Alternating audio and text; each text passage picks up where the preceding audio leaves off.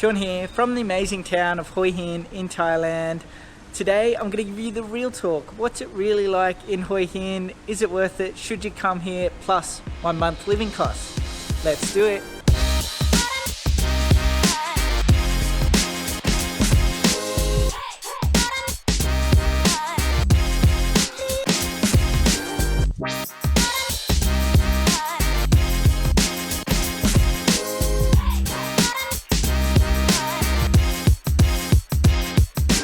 I took a leap and embarked on full-time travel in 2022, armed with drones and cameras.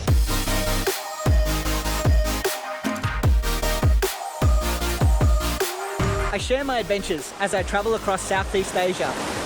Venturing into the unknown has been both exhilarating and rewarding.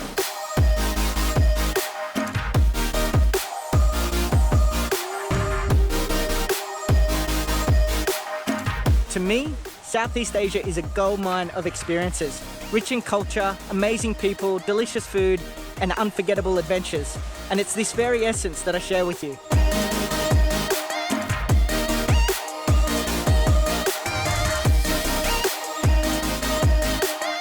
So pack your curiosity, buckle up, and subscribe to join me on my wild adventures through the amazing cities, unbelievable landscapes, and hidden gems of Southeast Asia. Alright, so here we are, back with another Real Talk video. This time we're in Hue Hin. So we're going to look at all things Hue Hin. So how do you get here? What's the food like? What's the transportation like? Working here as a digital nomad, as well as the accommodation options. What's the cost of living like here? And should you come here? Is it worth it? The Real Talk is really all about telling you how it is, not trying to hype up the place, just being unbiased and letting you know what it's really like here, so then you can make the most informed decision.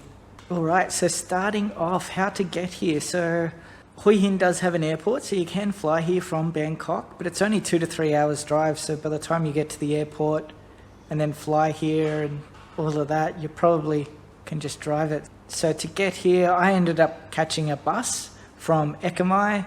It was 200 baht, so pretty cheap. And another option for transport is from Bangkok, you can actually catch a train here. So plane, train or bus are the 3 ways to get here from Bangkok. When it comes to food in Hue Hin, there's plenty of street food. There's like 4 different street food markets. You've also got food courts, restaurants. It is quite established. You've got all your Western foods, Korean, Japanese, yeah, you name it, it's all here. So everything food-wise that you can want or need is available in Hue Hin. Transportation, so getting around. In Hue Hin, I've just rented a scooter. There's not too much public transport options, so your only options really are either to rent a vehicle or to use Grab to get around. Both are easy, both are affordable. The traffic in Hue Hin is very sensible compared to other parts of Thailand. So riding a motorbike around Hue Hin is quite safe. And of course for accommodation here is very affordable. I'll give you a quick room tour.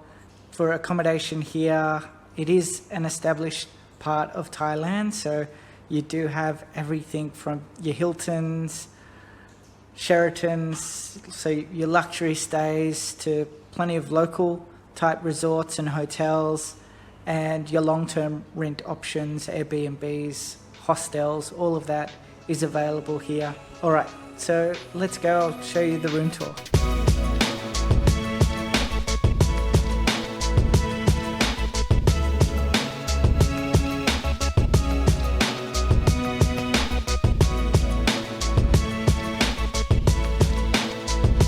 I did do a full condo tour video.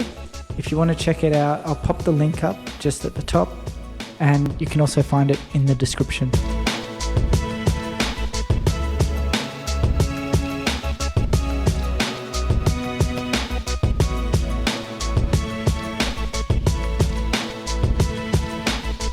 All right, so for the digital nomads, what's it like working in Hue Hin? It's fine, to be honest. It's an established city. Internet and data here is perfectly fine. You can get 5G. Internet speeds are rather normal at 20 megabytes a second. So watching any videos at HD, I've got no problems uploading my YouTube videos at 4K.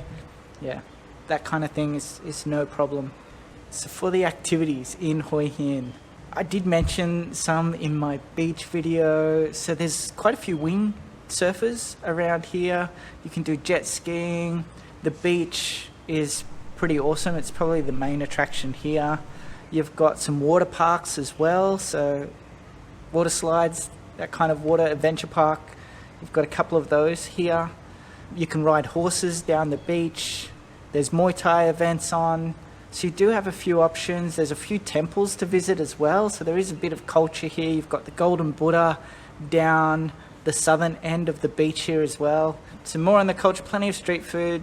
Get in amongst it and experience some of the Thai culture with the temples and food here.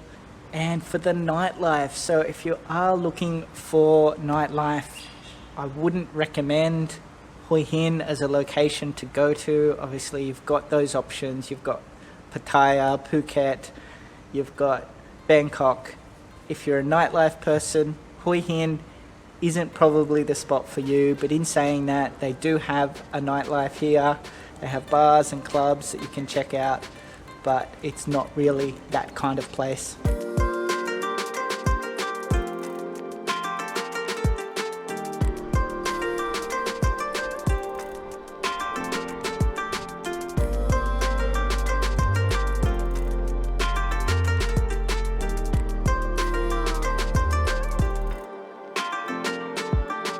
Now for the monthly living costs. So how much we spent for the month in Hoi Hin. So I'll break it down what we spent as a couple, as well as what we estimate it to be as a solo traveler. I'll also give you the breakdown in Australian dollars, US dollars, and Great British pound. So first up we have transportation expenses. Now we spent 3,925 baht. So 3,000 baht to rent a scooter, and then other things like petrol, transport from Bangkok, all added up to the 3,925. So for pharmaceutical items, we didn't spend much this month. It was just 571 baht.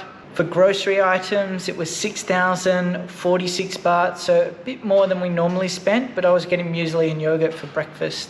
That's where that bumped up a bit. Food and drinks, so this is ordering from Uber, buying food at street markets, eating out, going to food courts, all of that. Drinks as well.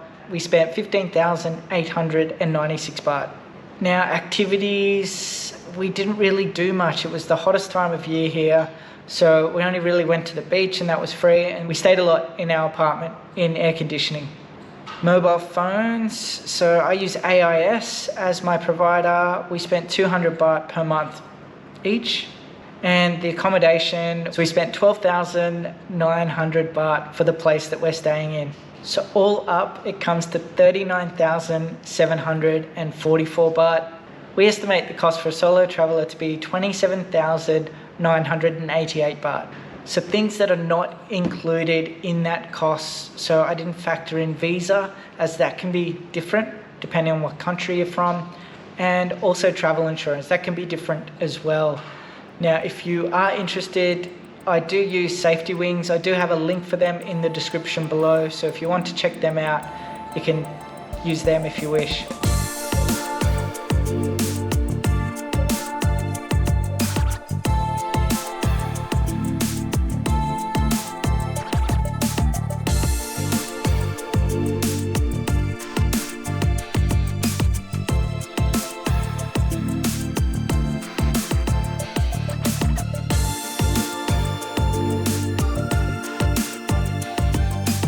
So should you come to Hoi Hin, is it worth it?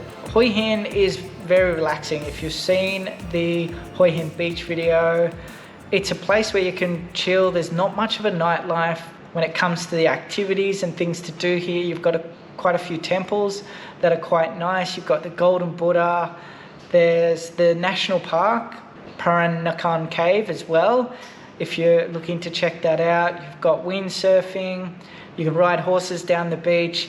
All of these kind of activities are just a lot more relaxing, The nightlife is nothing like what you can expect in Pattaya and Bangkok. It's very relaxed here. If you just want to chill, have a good holiday, or escape the heat and relax somewhere like myself, then Hua Hin is definitely a good option and worthwhile visiting. All right, so coming up, I'm flying to Bali. I'm going to be there for a couple of months, so looking forward to that. It's going to be a lot of activities, plenty to do and see there. So if that sounds good to you, make sure you hit that like button and the subscribe button. If you've subscribed already, thank you. You're amazing. You're the reason why I make these videos, and I look forward to catching you in the next one.